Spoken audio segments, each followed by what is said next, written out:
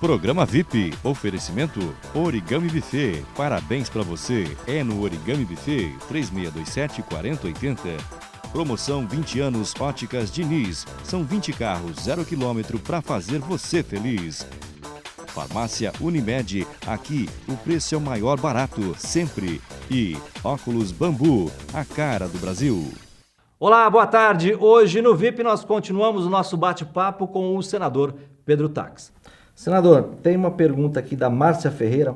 Ela gostaria de saber qual a sua posição em relação à eutanásia, lembrando que o novo Código Penal pode tornar legal a eutanásia e como a sociedade será ouvida pelos congressistas. Sim.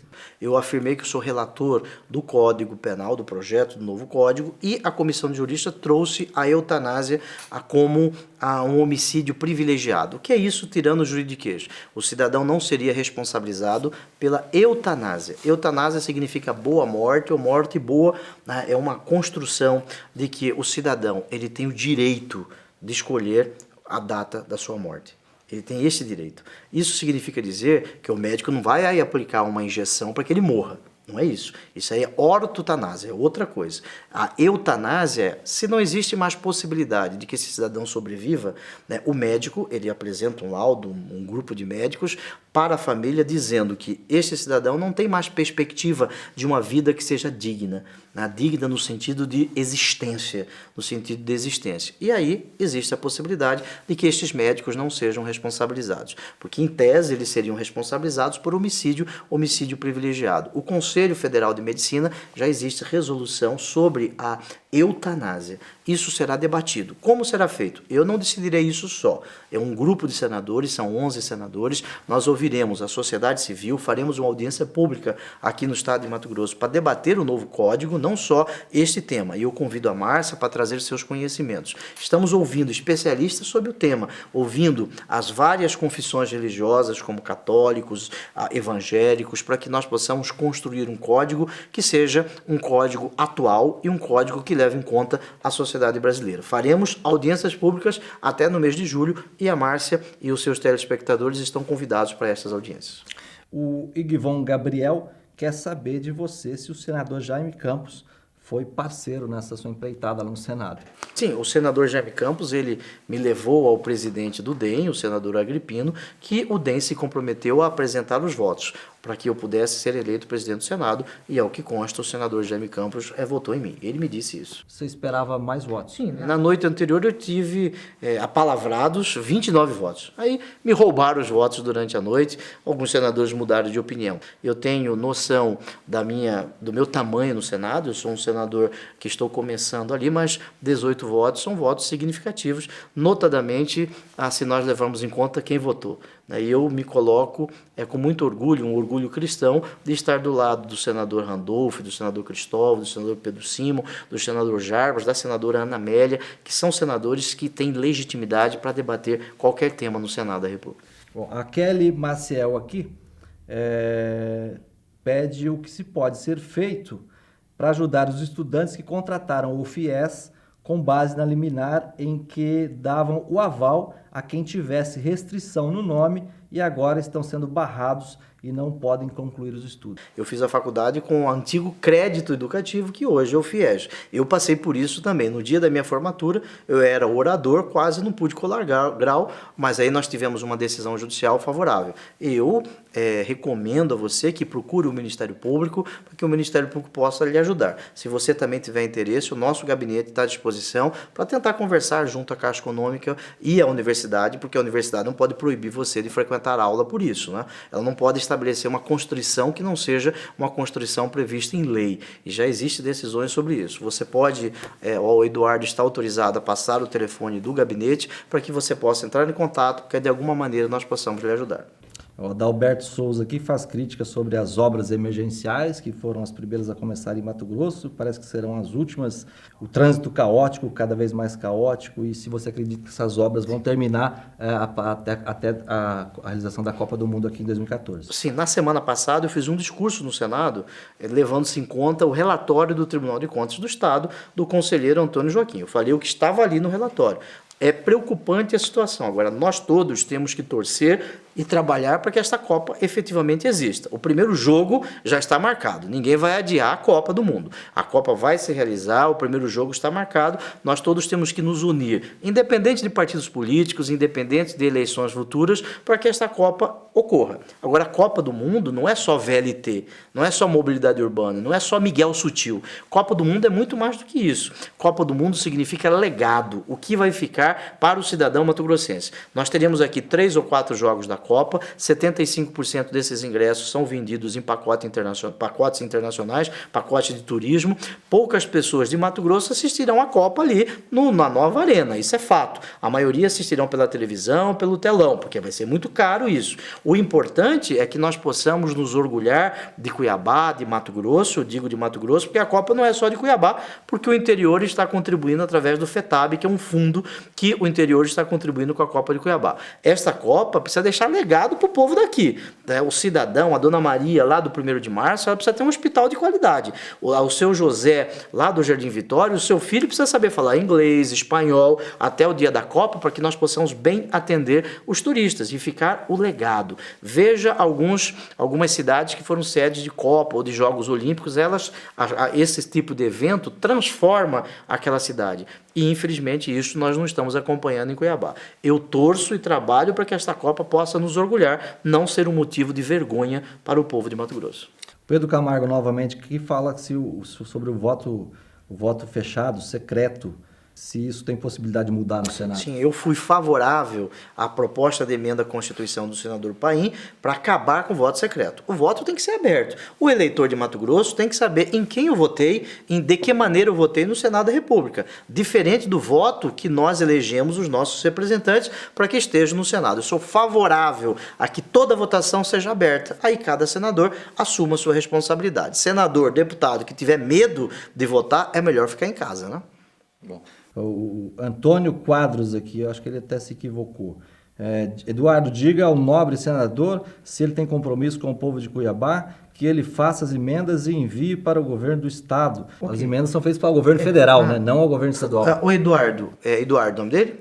Não, ele é o Antônio Quadros. Antônio Quadros, muito obrigado pela sua participação. A ideia é que nós possamos acabar com as emendas.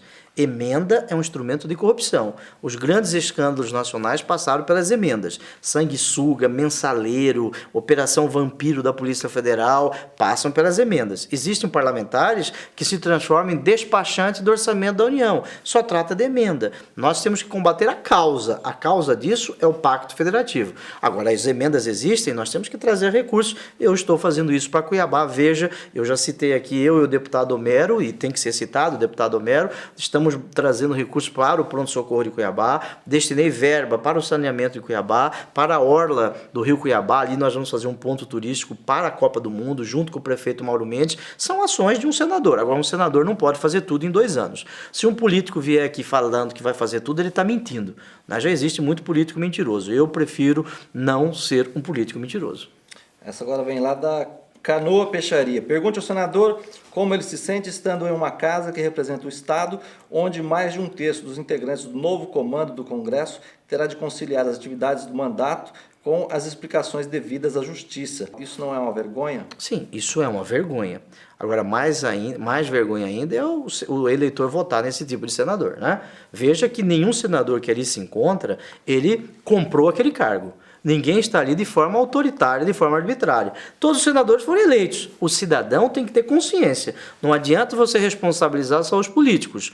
Quem coloca os políticos no Congresso é o cidadão. O cidadão precisa mudar a sua forma de votar. Por isso eu acredito na educação como instrumento de transformação.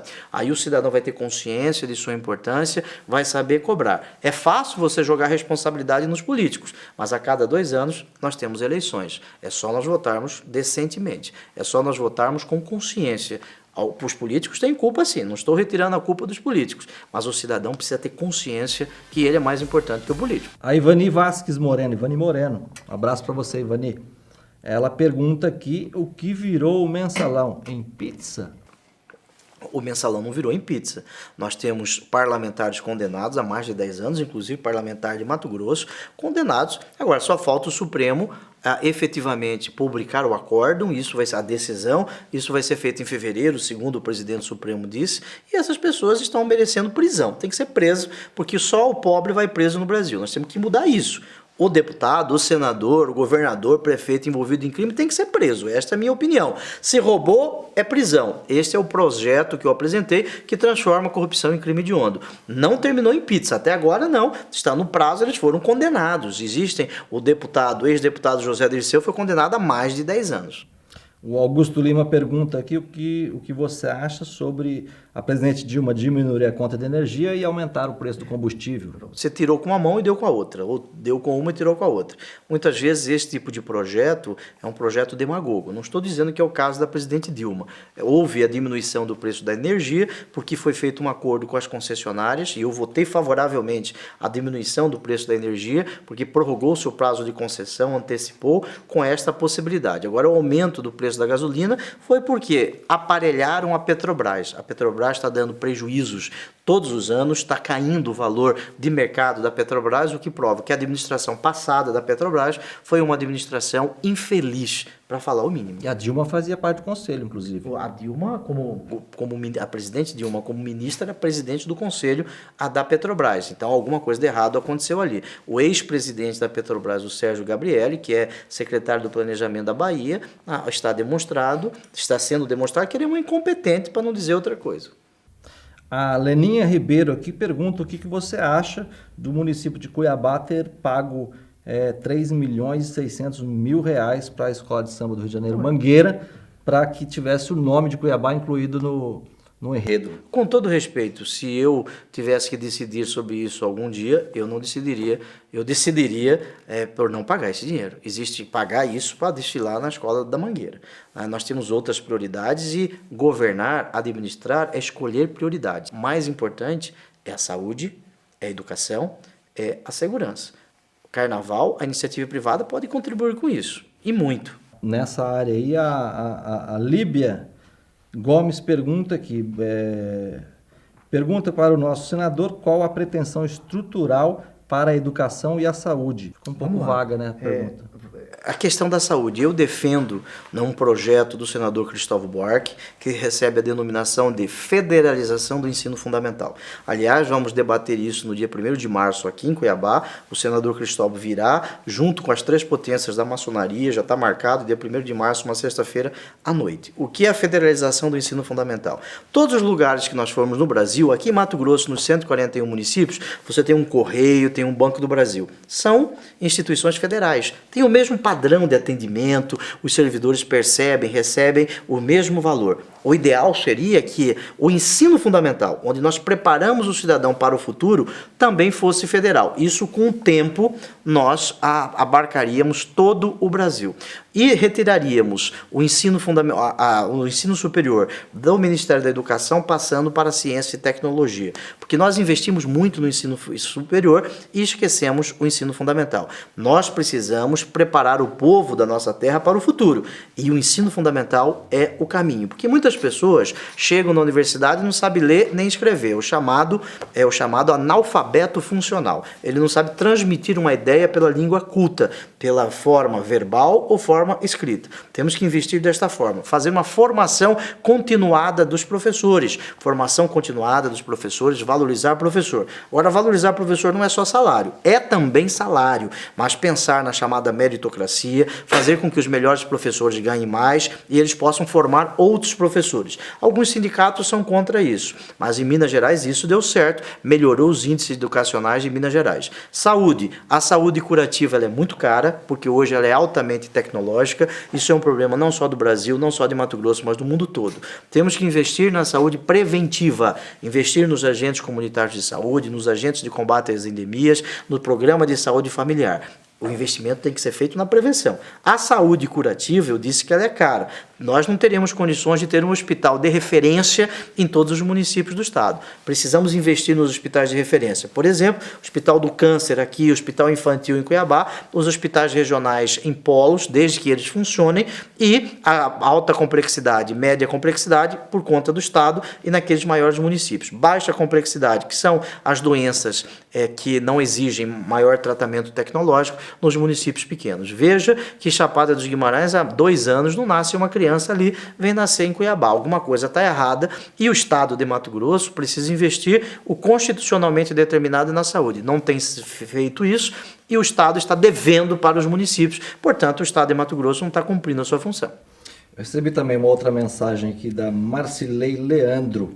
Você acredita que eu acabei de sair, estava ilhada, tenho vídeos. Pergunta para ele a respeito das rodovias que foram abandonadas em Mato Grosso. Marcilei Leandro, que é representante comercial. Okay. Marcilei, eu peço desculpas a você se eu não tenho condições de resolver tudo, né? Mas essa não é a obrigação de um senador. Isso tem que ser cobrado no governo do estado de Mato Grosso. A incompetência desse governo é em todas as áreas, ao menos assim eu penso, e como parlamentar eu tenho legitimidade para falar. Eu conheço um pouquinho dos bastidores, né? E no governo Blairo Maggi, eu me lembro muito bem que ele fez muitos quilômetros de estrada, né? E um dos argumentos dele era esse: você só sabe o quanto é precioso uma estrada quem está lá no interior e tem uma picada de cobre, tem que chegar, não consegue, fica atolado. Enfim, você citou a rodovia duplicação aqui de Chapada, que já casca de ovo, mas o próprio Blairo, na época, isso conversa de bastidores, ele disse que ele preferia fazer estradas com menos qualidade, mas atender a mais regiões, mais pessoas, mesmo que essas estradas não durassem muito tempo, do que fazer um projeto aqui de Chapada, por exemplo, ele custaria 3 vezes mais do que custou para ser feito com a base necessária, para ser feito durável. Você concorda com esse posicionamento? Eu respeito a posição do senador Maggi, mas eu não concordo com essa posição. Estradas, eu confirmo, é muito importante a construção de estradas, mas estradas de qualidade, não estrada meia boca, para inglês ver, para que você possa falar nas próximas eleições. E eu não faço esse tipo de política. Olha, ainda tem muita coisa para o senador responder aqui no VIP e amanhã nós estaremos de volta com Pedro Tax. Até lá, tchau. Programa VIP, oferecimento Origami Buffet. Parabéns para você. É no Origami Buffet, 3627-4080. Promoção 20 anos Óticas Diniz. São 20 carros, 0 km para fazer você feliz. Farmácia Unimed. Aqui o preço é o maior barato, sempre. E Óculos Bambu, a cara do Brasil.